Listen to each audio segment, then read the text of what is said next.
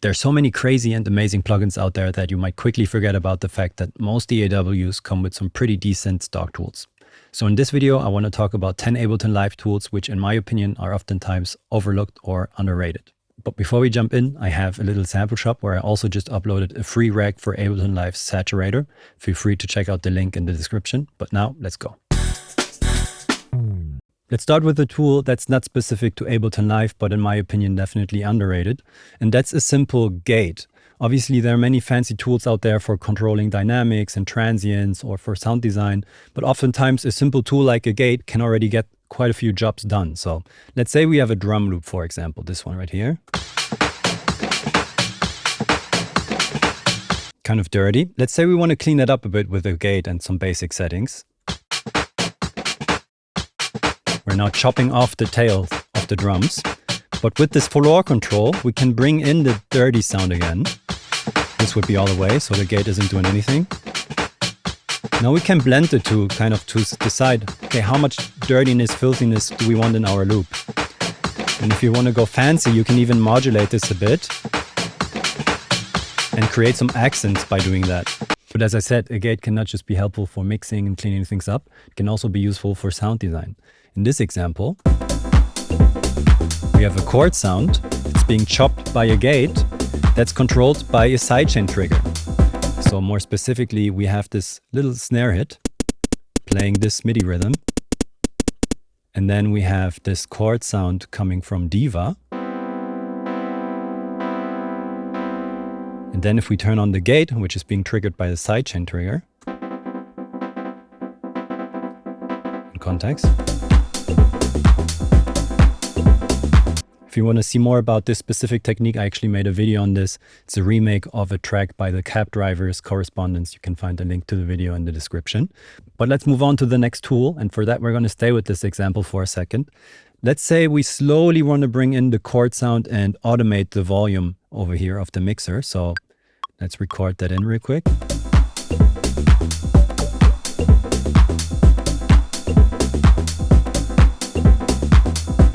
Okay.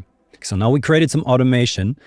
Now, if we want to change the volume of the overall track later in mixing, it's kind of annoying because every time we move this thing around, we're going to kind of untrigger the automation. We have to press this thing up here. Can be a bit annoying. So what I do, which brings me to the tool that I wanted to talk about, I always get a utility on every single channel.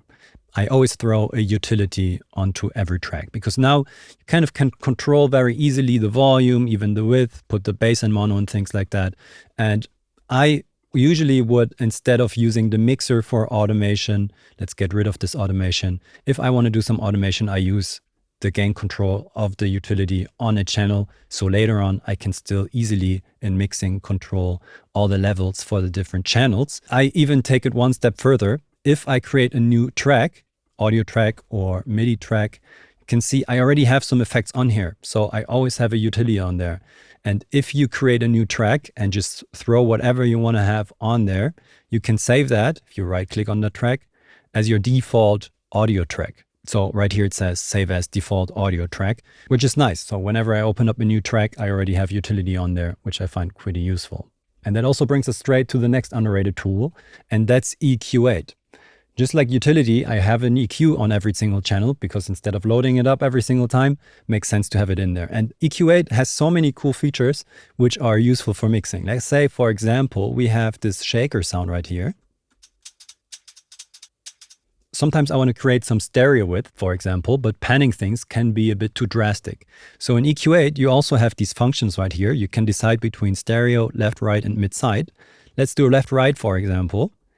And say for the shaker, for the right, we're going to boost the highs a little bit, but just for the right channel. So let's turn on the shelf. As you can tell, depending on how we boost this, we're panning it. So this would be left-right panning, right? The low energies and the mid-range frequencies, they're staying in the middle. You're just kind of pushing the high frequencies to the right. And if you have a counterpart, like some percussions, for example, let's also throw that on here. But on this, in this one, we're actually going to boost the other side. super nice. Like this, you can carefully pan things, EQ things in a way. You can also do mid-side mode, which, for example, if you want to keep something kind of wide, but don't want to have the mid-range kind of spread out, which happens if you use a chorus, you can use the mid-side EQ to kind of get rid of the mid-range frequencies and things like that, but just for the sides. So many cool things in EQ8. I think it's an underrated tool for sure. Let's check out the whole drum bus. A very famous compressor to put on your drum bus is obviously the SSL G compressor, and there are many fancy emulation of it out there. But you also have a SSL G compressor in Ableton Live, just that here it's called the Glue Compressor. And it's a nice emulation by Cytomic that you can buy even if you're not using Ableton Live. And besides sounding nice, it also has all the quirks that the normal SSL compressor would have. So, for example, if you bring down the threshold and compress, if you now change the ratio and turn it down, you would expect to have less compression, but you actually have more compression. And that's because the threshold is changing depending on the ratio, and also the need changes. So it can kind of make sense to look into the SSL compressor to really understand how the Glue compressor is working. And you also have this hidden function if you get deep into mastering and using fast attack and release times, and right-click here, you actually have a high-quality option which enables oversampling, which is also nice. But enough talk about mixing. A tool that some of you probably already use, but I still feel like it's underrated, is Ableton's Operator. Just because it's so quick to create cool sounds in here. It doesn't matter if it's like a bass line. You can turn up one knob and you already get a cool sound.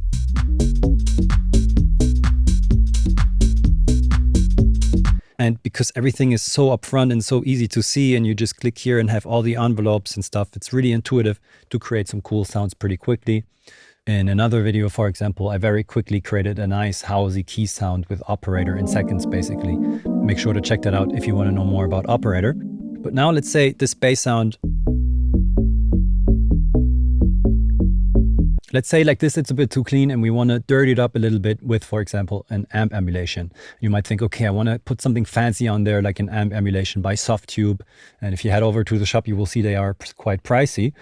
But you don't actually have to buy them to get the Softube quality in Ableton Live, because the amp tool that Ableton Live has natively was actually co-developed by Softube. So you can be sure that the quality on here is actually going to be surprisingly good.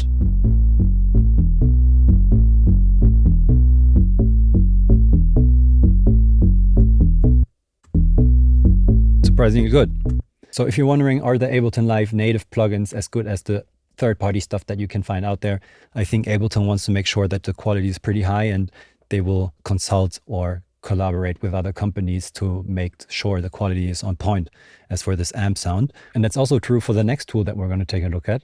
And that's the instrument called Electric. You know, I'm a big fan of Lounge Lizard for Rhodes Sounds and things like that. But a viewer nicely pointed out to me in the comment section of another video that the engine that Lounge Lizard is using is actually the same as for Electric. And that's why some presets, like for example, the phase plan preset, which I really like, sound so great, because you actually have the same, even though you have a few less controls in there, you actually have the same sound engine as in Lounge Lizard. And that's why you can get to pretty cool sounds. So for example, I really like to take out some attack, bring up the brightness, and you can control the tines and tones, and you get to pretty cool electric piano sounds.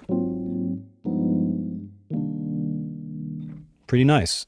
A tool that I have been quite skeptical with for a pretty long time is the audio effect called Drum Bus. And I just kind of didn't like the sound of it. I felt like my own effect chains sounded a bit better than this one. But something that I have come to like lately is this boom function right here. Let's say we have a pretty short 909 kick, just like the main part is just 100 milliseconds long. I've always had a tough time layering a good sub to a kick that's a bit too short and kind of making them flow nicely together.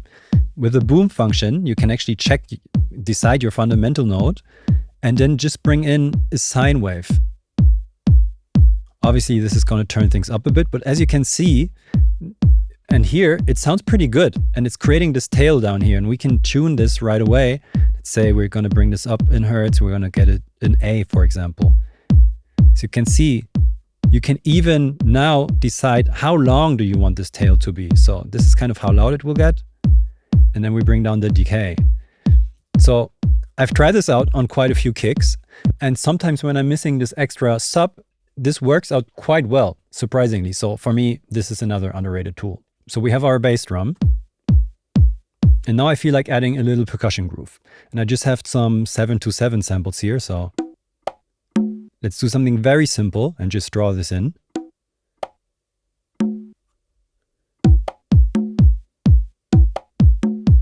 A very cool trick, and a tool that's also underrated for me, is using the filter delay. I'm just going to drag it onto the percussion channel without doing anything.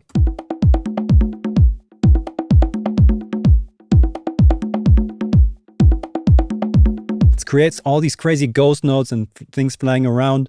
Now we can think, okay, do we want to drag this out a little bit more?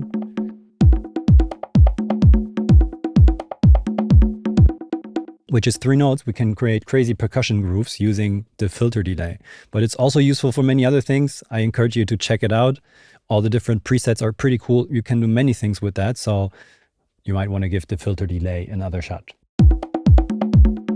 And then lastly, I know we're all looking out there for the perfect sample packs for our sounds, but the packs in Ableton Live are actually surprisingly good. Don't take my word for it. Listen to what Coulter had to say in the podcast with Ben Rao.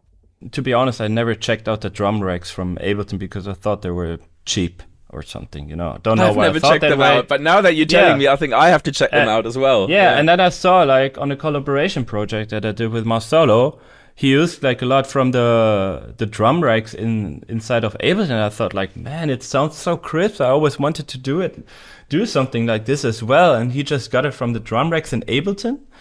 I mean... So yeah, those were some Ableton Live tools which I really like to use but feel like are a bit underrated. Let me know in the comments which ones I missed. There's probably enough material for a whole nother video or a few more, but I'm going to leave it at this for today. Thanks for watching, and I'm looking forward to see you in the next one. Ciao.